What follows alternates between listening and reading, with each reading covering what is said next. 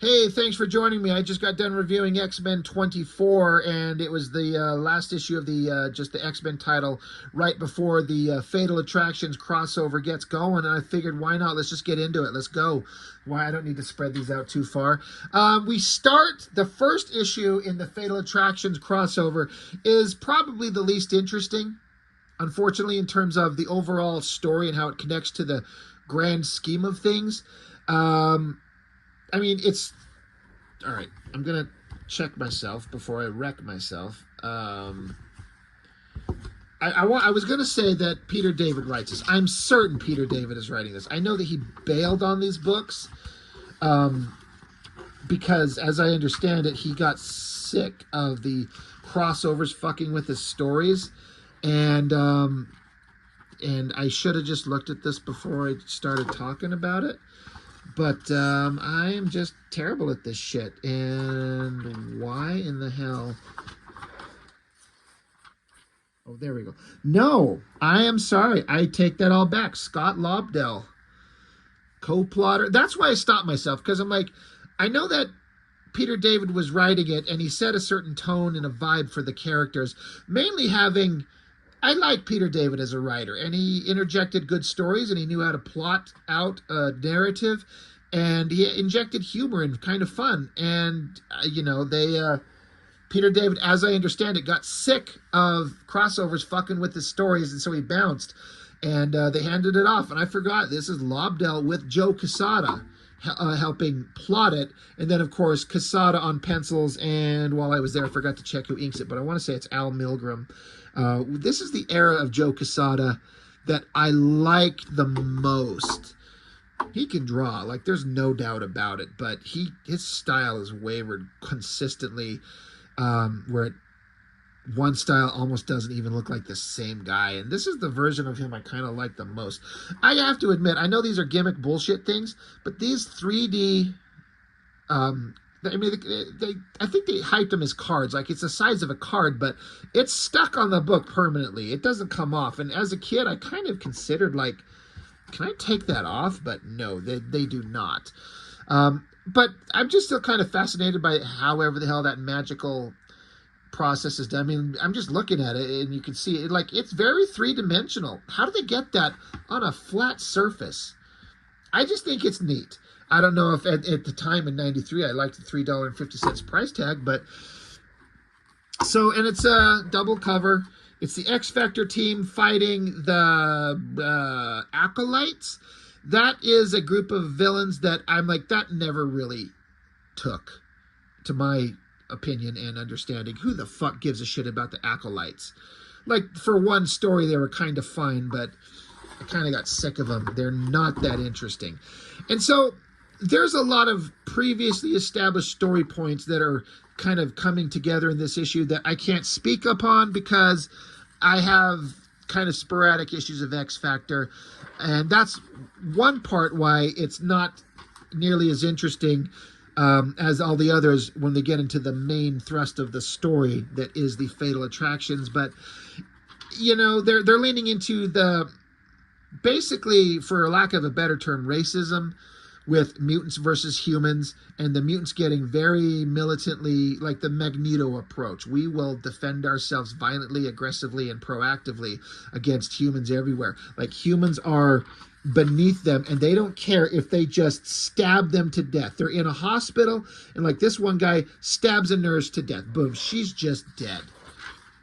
This other nurse, like Senyaka is this guy's name, whoever he is. He's got these like laser whips, and they're wrapped around this woman's throat, and it's burning her. And, you know, she's screaming, this poor nurse. She's like, why? What possible reason could you have to do this? Because this guy, I think this is Cortez, is it? He says, call it an act of divine vengeance or call it cold-blooded murder. I don't fucking care. So he's like, we're going to murder you all, and you can call it what you want. We're doing it. And so the nurse is like, why are you doing this? And this is an interesting story point where Senyaka says, you flat scans just don't get it, do you? You never get it. You deserve this and worse. Flat scans is the term that mutants refer to humans as, meaning like like if you scan a mutant and you detect something, that little scan line, like on a medical reader or something, like it's the, it beeps up and down. You're detecting abnormalities or differences, mutant abilities. Humans have nothing, so it's just a flat line. It's a flat scan. I mean, that's just how I've always interpreted it. That has to be what it is, right? Something to that effect. As I sit here and talk about this, I'm kind of hesitant to bring it up, but universal themes that have been around forever. It's one group versus another group, and a group of people being extremely violent towards another, and they're absolutely super confident that you, one person who've never done a thing, and I know nothing about you, but because I see you as being on, or perceive you to be on, the other side of the argument, you deserve torture and death. And that is stuff that I see in news reports and social media, people in conversations just casually every day these days. And I got to be honest, I wonder where the end is. Things kind of feel worse than ever. And it's really disheartening to see shit get hyped up. And you'd hate to think to see human beings torturing and murdering gleefully an innocent person that doesn't deserve it. But that's humanity for you. Anyway, not to get all serious, and let's get back to comic books where mutants shoot lasers at each other. But that poor nurse, she's relaying this story to Val Cooper and the X-Factor team. And Joe Quesada rendered this shot of her really well, like those burn marks from those tendrils around her neck and across her face to give that burn. It's really grotesque, and it really sucks. Another thing that's kind of going on in the storyline here is that Valerie Cooper, I don't know much about the character except that she's like the human government leader of the X-Factor team, the government liaison from the government itself, and then the mutants, because X-Factor is a government-sponsored mutant team. The idea to show that mutants are on our side. They're not all bad. Here is a team of mutants fighting for government interest in the way kind of like a law enforcement and protection, in a way, to show that mutants are not all evil. But Val Cooper has been extremely difficult to work with, and it's been set up that something has taken over her mind. Something is inside her, fucking with her and the way that she actually is, in a way that is screwing up everything. But no one knows that. We, the readers, know, but the team don't. And there's a lot of arguing going back and forth, especially with Havoc, who's like sick of her shit. But they talk about that these acolytes are following in Magneto's message. And of course, Quicksilver is on the X-Factor team, and he's the son of Magneto. So this is personally important to Quicksilver, and there's a specific connection there that cannot be ignored. And while they're talking, that nurse ends up flatlining and dying. So, yeah, inker Al Milgrom. I mean, he's got a weird style as an inker that I wouldn't normally think that I would like. But for some reason, it kind of works on Quesada's artwork. And Quesada at this era had a more angular, sharp look to his work while having the same heavy shadows. This is the version of him that I liked. But yeah, that poor nurse, she dies. Meanwhile, there's one of these members of the Acolyte, some young woman who can be intangible, invisible, and float around. So she saw all of this that went on, floated away down under the ocean into a submarine, and she wakes up or interrupts Lord Cortez, and she says, we dealt the humans a horrible blow, but I wonder, those people were no threat to us. Why did we have to do this? So this poor girl who's working with the bad guy, she's like, why are we fighting and attacking people who they're no threat to us? And he's like, were they human? Yes, she says. He says, and correct me if I'm wrong, hasn't the boot heel of humanity always trampled our kind? She's like, well, yeah. Then he says, well, then they were a threat. And so Cortez just kind of like gives his bullshit, like just because people in the past have threatened our kind historically, even though we are now far superior, physically and powers. We're not afraid of them, but just because of past injustices, we are now in the right to do anything we need to do to defend ourselves, even if that means slaughtering innocent people that we've never seen or met. And, that's pretty brutal. And he's reinforcing the fact by basically like physically threatening her. Meanwhile, the X Factor team, they did capture one of these bad guys, and the X Factor team is pissed off, and they're trying to get some information out of them, and Havoc is using his powers to threaten the creature. He's like, this mutant who's captured, he says, I've got rights. You're all traitors. I've got rights. And Havoc says, you've got nothing. As far as I'm concerned, you gave up your rights the moment you engaged in the murder genetic cleansing of innocent human beings. Now cooperate with us or I swear. And Valerie Cooper, she interrupts and she says, the only thing you're going to do, Summers, is back off. Excuse me. And Havoc's like, hey, you back off. I'm handling this the way I want to. And Val says, you do what I say now, or I'll have you out of here and off this team so fast even Quicksilver's head will spin. So Valerie, like, in a way, she's completely right in asserting her authority. But she's doing it in such an aggressive way that is there's a conflict between her and Havoc that never existed before. But what she's verbally saying is technically correct. But I'm also on the side of Havoc, where this mutant decided just to indiscriminately slaughter people. And he's like, all right, well, now all your kind of human rights, basic rights of life, liberty, and blah, blah, blah, and the right for an impartial jury to see your day in court. You've forfeited that. We decided just to indiscriminately slaughter people. It's a tough situation and emotions are running high. Meanwhile, mutant bad guy, he's like the sun, and we see Quicksilver. Stopping with the story for a second, when I was younger collecting these, I was a 15-year-old kid or whatever, I was really into Quesada's artwork, and I really like if you see this, I kind of wish this was just in the black and white, and that coloring wasn't there, but the way that Quesada just has this intense lighting, and it's kind of like for lack of a better term, a Frank Miller Sin City kind of art style where the form is just defined by the black shapes. There's not really any holding lines. I think it looks really neat. And as a kid, I was like, I could not wrap my head around how to make that work like that.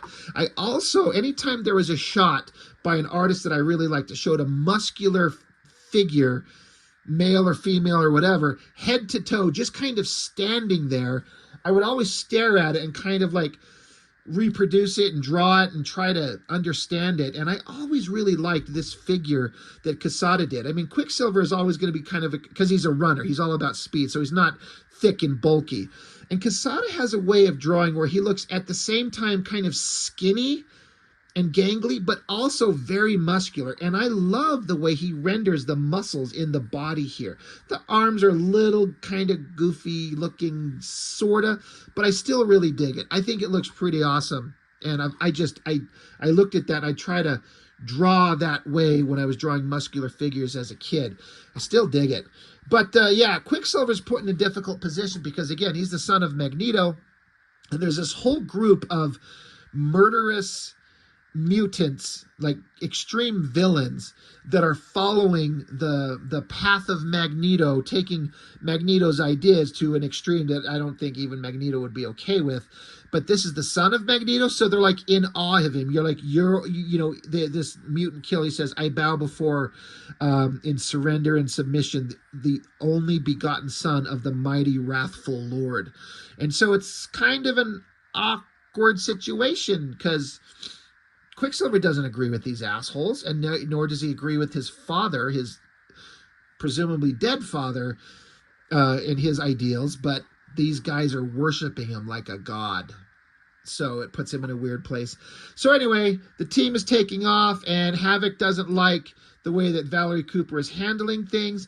And he's like, I got a problem with you. And she gets in his face and points at him. He's like, then you need to shut the fuck up because I don't care what you think. I run this team. And even though I'm doing something weird and strange and it doesn't make sense to you, including taking the character Random, who showed up in previous issues, it was kind of he had the potential to be interesting, but he's just like, at this point he was very new, so he's kind of like, oh, who's this guy? What are his powers? What is he going to be down the road? I think he kind of turned out to be a big nothing.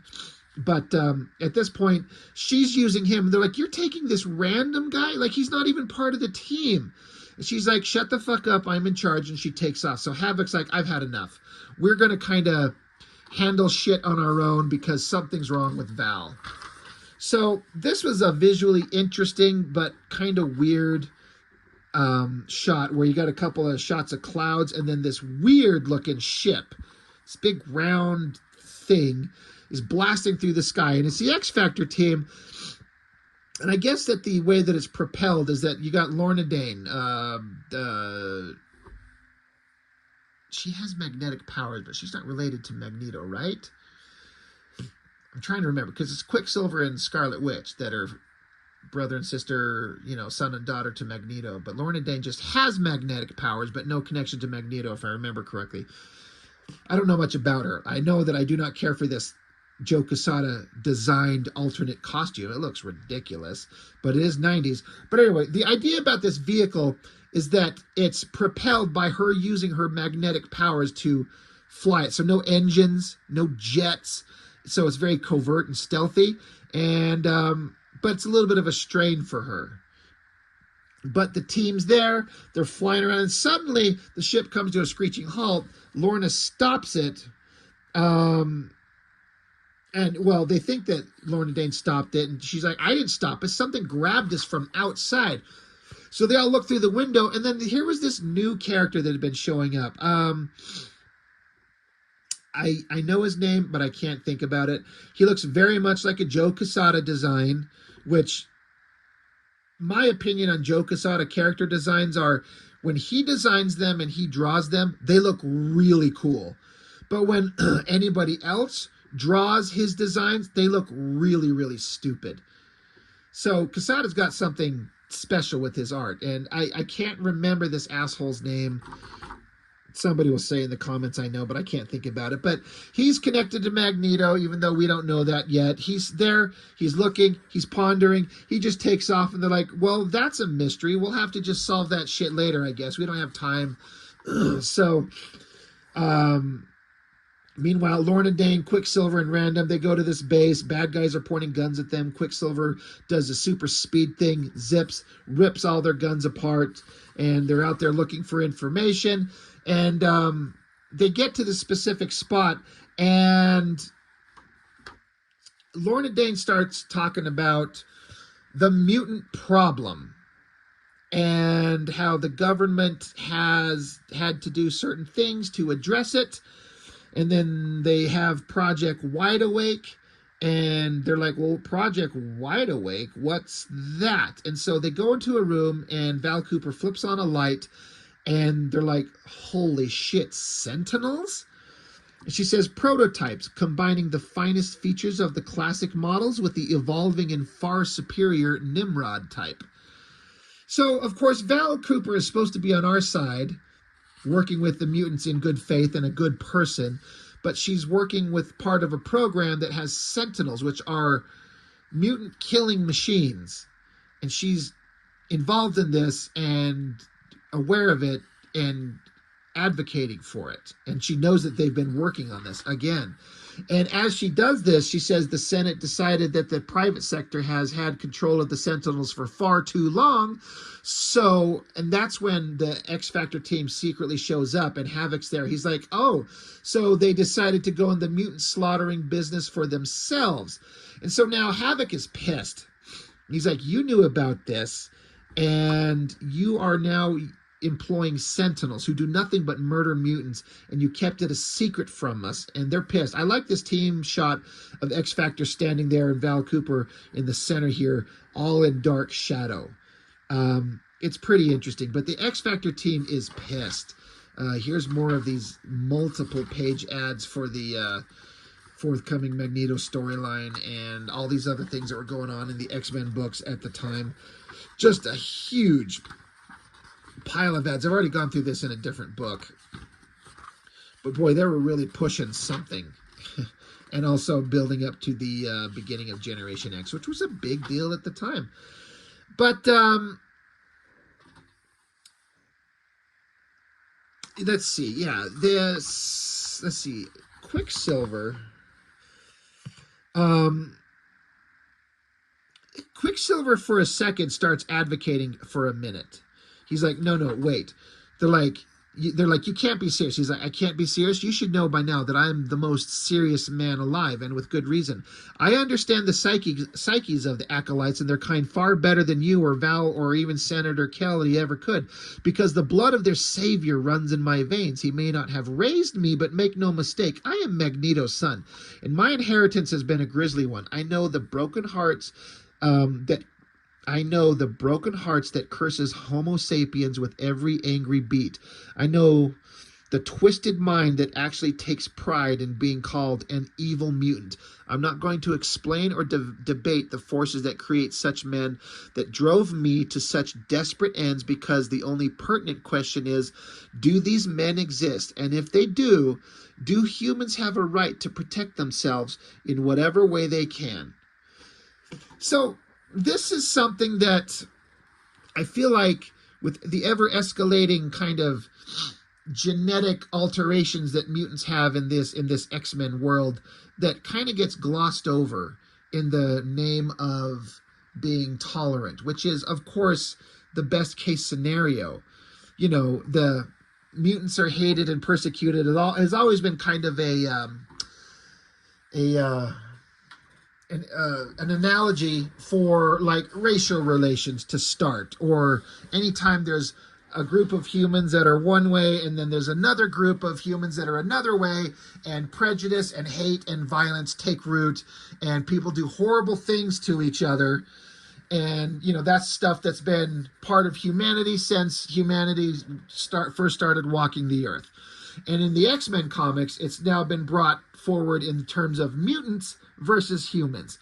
But the thing that, this is just something that seems to get glossed over, is there's humans and then there's mutants. And on one side, the mutants, you've got people, like, just start thinking of the mutant powers that exist.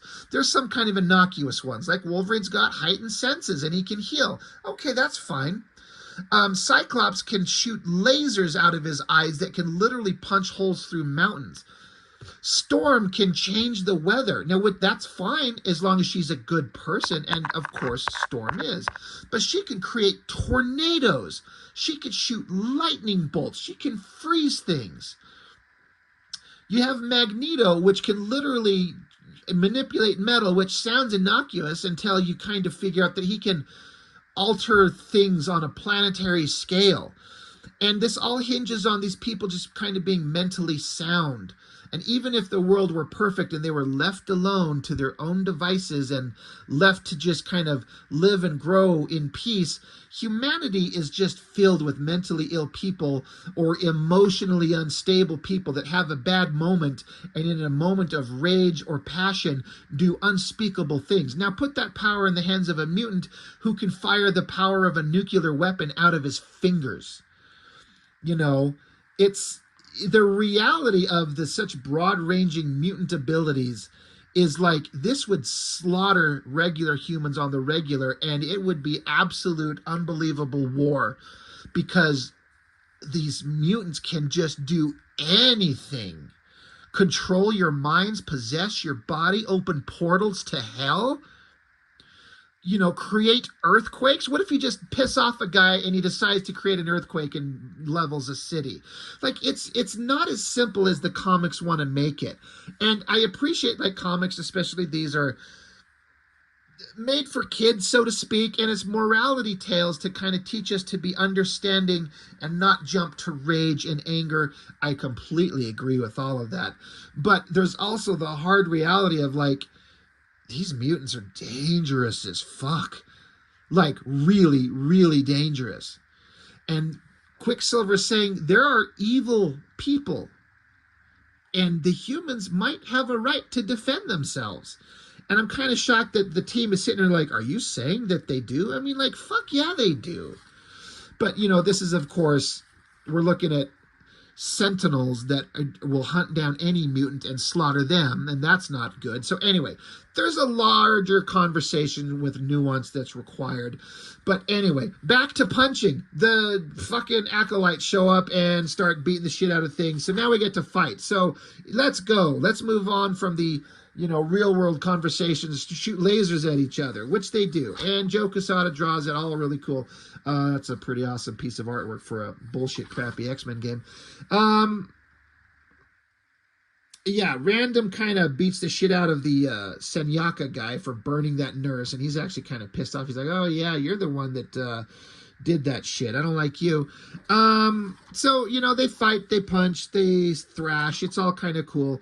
There's some cool part here. I like this visual part here where the multiple man, he's facing off against, I don't know who that is, and I don't know who that is, but just this thing where he just kind of taps his head, pap, pap, pap, pap, pap, and suddenly there's a bunch of them. That's awesome. Havoc's being held in the air by whoever the fuck this guy is, so Havoc gets out of there and puts his hands on his head, and Havoc doesn't kill anybody, but, he puts him down. Meanwhile, Cortez, he wants to talk to the son of Magneto, so Quicksilver's up there, is going to have a conversation with him. This is one of the most memorable parts of the book. This is one of those things where I'm like, I appreciate the fact that they're digging into some of the darker elements, and they're really kind of horrific realities of these battles that you don't see this shit very often. I'm actually kind of surprised they put it in the comic without some kind of warning. I don't know who this lizard thing is. I'm sure he's got a name. I'm sure they've said it somewhere. But this lizard thing is just ripping one of the duplicates of Multiple Man to shreds. And that's the one thing about Multiple Man. As far as I understand it, his power is to just duplicate himself. Is it infinitely? Does he have a maximum limit? But he's just a human man. His strength comes in his ability to just have 10, 20, 30, hundreds of him. And you just can't beat him, But one-on-one, this mutant with razor-sharp claws is just ripping the guts out of this duplicate of Madrox. And if you don't know the Multiple Man, each duplicate is just like the original guy. He's got the same thoughts and abilities and ideas, and he's just basically like, this monster's putting his thumbs into his eyes. And Madrox, this duplicate, is like, please stop, it hurts. And this monster's like, oh, please stop, you're embarrassing yourself. Now face your death with some dignity. So I'm like, this is brutal, and this is the kind of shit that would happen. And so to solve this duplicate shoves his hand down the throat of this lizard thing, and then he does, because to trigger a duplicate, there has to be a small kinetic jolt, like a small punch, which is how he did his multiple things on the other page with his head. But in this one, he shoves his hand down the throat of the monster and then does the kinetic, bump. And that creates the duplicate to basically be formed out of the end of his arm into the insides of this lizard monster, basically forming the new duplicate to form inside the lizard monster and kill it by just shredding its body to pieces. And so you've got the duplicate who starts his existence from inside the guts of a monster. You got the regular, I guess, main prime Multiple Man. He's like, I didn't have any other choice. And the poor version of him that was having his guts ripped out and his eyes poked out, he's down here suffering, saying, well, that's easy for you to say. As I understand it, Multiple Man here, Madrox, he can reabsorb every duplicate and then just create another one. Anyway, blah, blah, blah, complicated power, but what a way to kill a monster. This was brutal and violent. I've remembered that scene in the comics forever. I'm like, that's dark. And I like it because they have the balls to go there. Meanwhile, the rest of the team are fighting the acolytes and fight, punch, talk, emotional conversations. We have to stop everything. We do stop them. And the acolytes have some kind of teleporter. They show up, beam themselves away to fight another day. And so X-Factor's left over. Now they have to deal with Valerie Cooper. And for somehow, some way, something, the thing that was controlling her mind, which was introduced in X-Factor 87, which I think was actually Peter David's last issue, now that I think about it. But whatever it was that took her over, she's vomiting it up. And they're like, what the hell is going on? What is that thing? And she's like, oh my God, I remember. They took me. The acolytes implanted that thing in me. They controlled my mind. They made me do things. So she was kind of out of control. That's why she was being such an unreasonable bitch and why they were not getting along. She's crying. She's like, I'm sorry. I didn't mean any of that. I didn't mean to bring you here. I wouldn't betray you like this. I was programmed. So, and Havoc says, wait. Yeah, okay. You were under control from that thing, but did you know about this Sentinel program before or after the mind control? She's like, well, no, I knew about it before the mind control. He's like, right, then fuck you.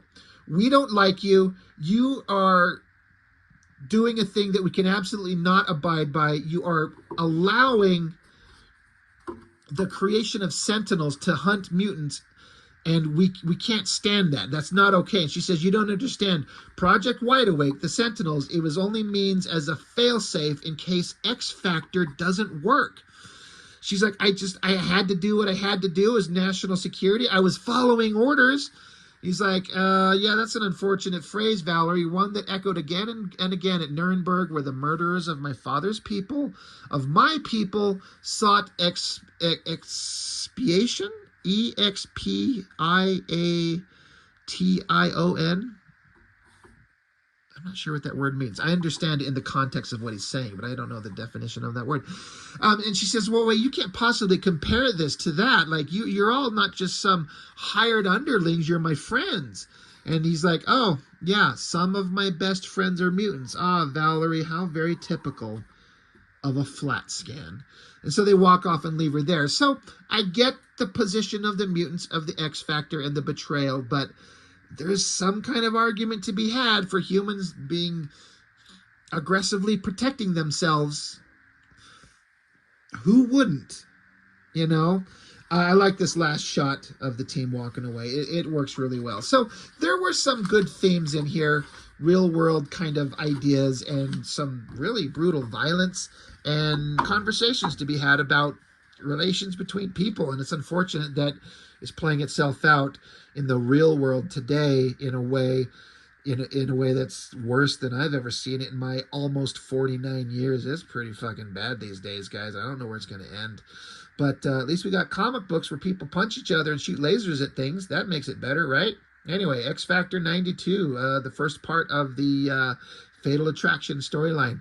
Joe Quesada, great artist. You know, I dig it. So that's all I got for now. Thanks for joining me. I appreciate it. I'll see you next time.